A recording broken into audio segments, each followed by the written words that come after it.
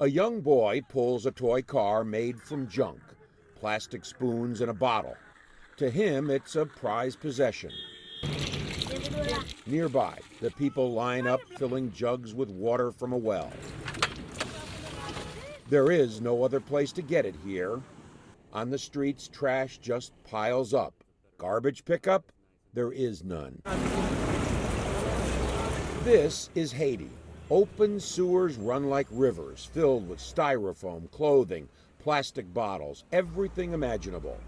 Along the side of a mountain, thousands of people live cramped together in tiny dwellings that look like a patchwork quilt. For the vast majority of Haitians, life simply goes on, day in and day out.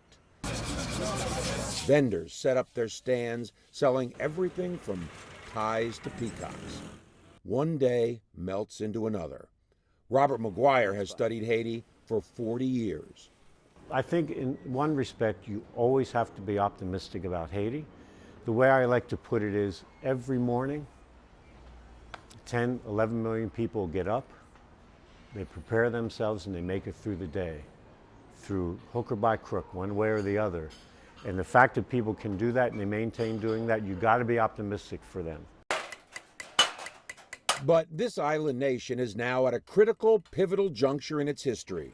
For decades, the people endured brutal dictatorships, military rulers, a president overthrown, U.S. troops sent in to restore order, a never-ending cycle of poverty. And now, after 13 years, the last 1,000 United Nations peacekeeping troops, called MINUSTAH, who came in to stabilize the country, will be gone by the middle of October. Sandra Honore heads the UN mission.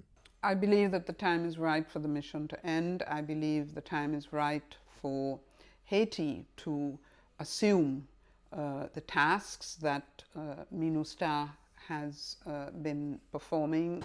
But the question is, can Haiti assume the task? Will the UN mission's legacy be one that laid the foundation for Haitians to build upon, or will it all come crumbling down once the UN is gone? It's going to be a tricky issue because the UN has been successful, in my view, of keeping kind of stability here in Haiti, keep putting a lid on things or keeping an umbrella over the country. And what their departure is going to mean, we don't know for sure. Brazilian General Ajax Pinheiro commands the peacekeeping troops. How do you feel that the UN will have left Haiti? More secure? I mean, More security, and you left a generation that believe that they can building a stable country.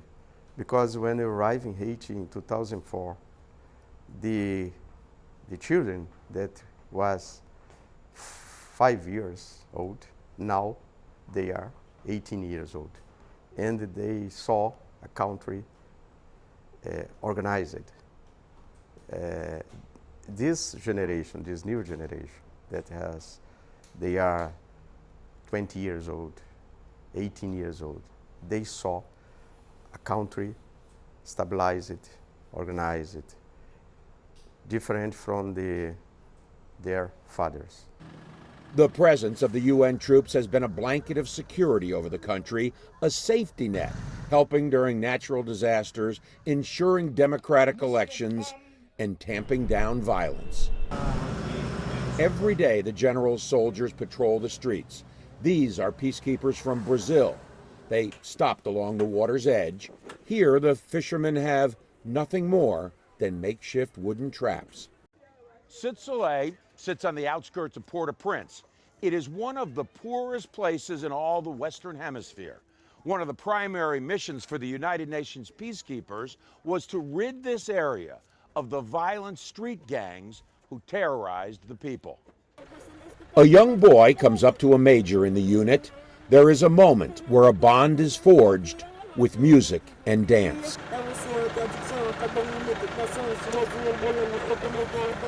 This, the boy will likely never forget.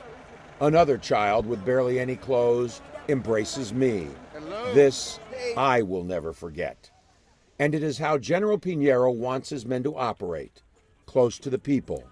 Because the troops was not here just to promote a security environment, but to help people. We stay in these 13 years close to the population, the poor population. My troops understood this in the past and continue to understand. We work together with the communities. At the end of the patrol, back at the base, the soldiers walk through a basin of bleach. It is, they say, the best disinfectant, the best deterrent against cholera. This, too, is part of the UN legacy. At least 10,000 Haitians have died since the disease surfaced. It has been linked to UN peacekeepers who arrived after the 2010 earthquake. And it took 6 years for the UN to issue an apology. I must say that ever since the outbreak of the epidemic in 2010, the United Nations has stood solidly by the government of Haiti, the Ministry of Public Health and Population of Haiti, and has supported the government in mobilizing some $360 million worth of support to fight the cholera epidemic. Cholera is not the only scandal the UN has faced. Its troops have been accused of running a sex ring and exploitation of Haitian women. Meet Rosemina. She asked us to conceal her identity. She is scared people will think less of her because the father of her child is a soldier who was attached to the UN peacekeeping mission here.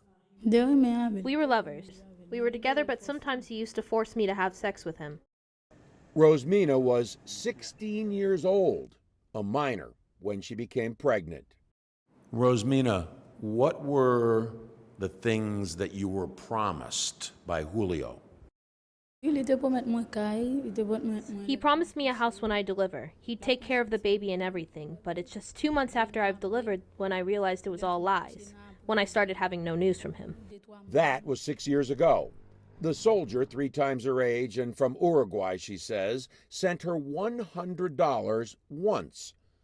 Rosemina's story is not unique. At least 24 Haitian women, including Beatrice, who has twins, and Rolange, whom we also spoke with, claim UN peacekeepers fathered their children. What Hector did to me, I hate him. I want him to come in Haiti, know her daughter, speak with her daughter, go to the beach, have some fun, because Angela need this. Angela need his father. Since he left, nothing. He going to give me some money every month for my daughter, every month, but he didn't do nothing. All 3 women claim Uruguayans are the fathers, and they say they took paternity tests to prove it. But none has received any child support. With no jobs, they live hand to mouth. Rosemina, how are you living now with your child? Is anybody helping you? Not every time, but I often found people who helped me, giving me money when God touches them. I use the money paying for school. Sometimes I suffer. And while the UN has put in place systems to hold the men accountable, officials say the responsibility falls not on the UN, but the member nation.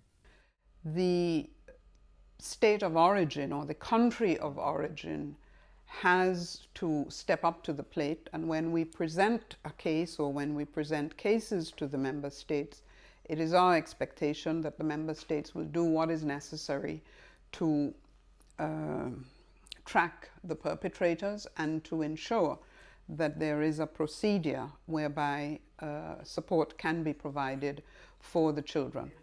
The UN flag should not be used by anybody to hide behind in instances of sexual exploitation and abuse.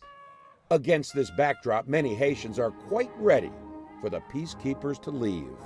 Well, they see you as an occupying force. Yes, I understood this, and it's because I ever talk to my commanders. Be careful, be polite when you are on patrol with the people from Haiti. Be polite. Respect their customs, respect the history. During an interview, Haiti's new president, Jovenel Moïse, told us stability is his priority.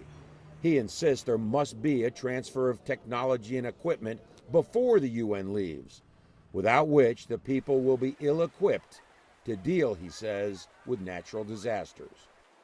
Do you worry that it's not being done in an orderly fashion now, and that there will be a vacuum created once MINUSTAH leaves in October? We have to say it. That's why we think a gradual departure would be better. Today we've been given no other choice. Now we are obliged to work with the National Police and with, we have to say it, in the Ministry of Defense. We have an embryonic professional defense force formed by some young people. We're going to work hard and quickly to make sure those people will be able to be operational. But it's a very bad thing for MINUSTAH to just decide to brutally withdraw everybody the way they've decided to do it. UN officials say it's far from sudden. It was determined last year the UN peacekeeping mission would wrap up by this October. A small contingent will replace it to train Haiti's 15,000-member police force, focusing on justice and the rule of law. While the UN views its peacekeeping mission as a success, officials are quick to add Haiti is not being abandoned. Of course, we do not live in a perfect world, and much more yet remains to be done. Humanitarian work will continue too, and there is hope, of course, that the UN mission will be a seminal moment in Haitian history, remembered as a time when Haiti finally found its way.